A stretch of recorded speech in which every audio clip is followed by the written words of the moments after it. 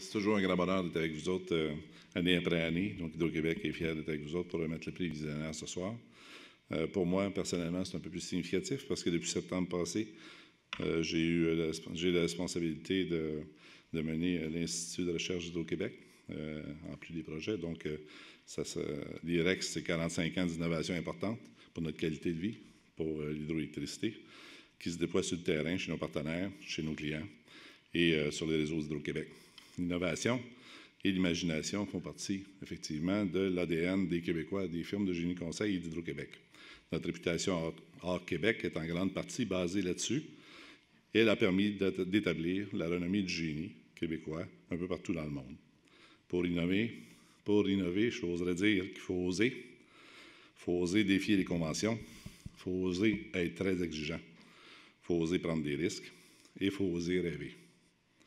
Sans plus attendre, je viens vous dévoiler le nom du grand gagnant du prix visionnaire. Merci. Excusez-moi.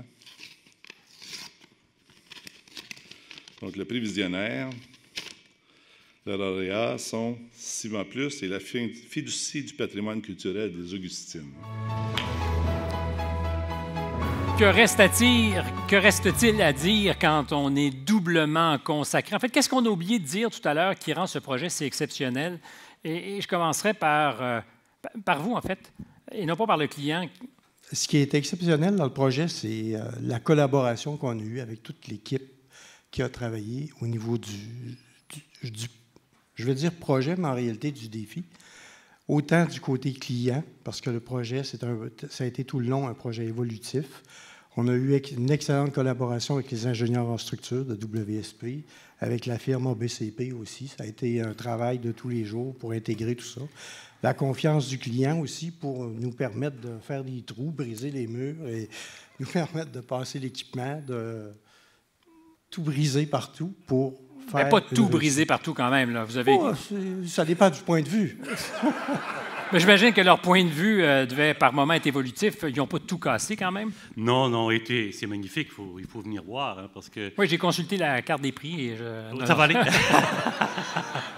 Alors, oui, mais je trouve intéressant que le patrimoine soit un motif d'innovation. Oui. Et ça, c'est particulièrement intéressant parce qu'on ne s'y attend pas.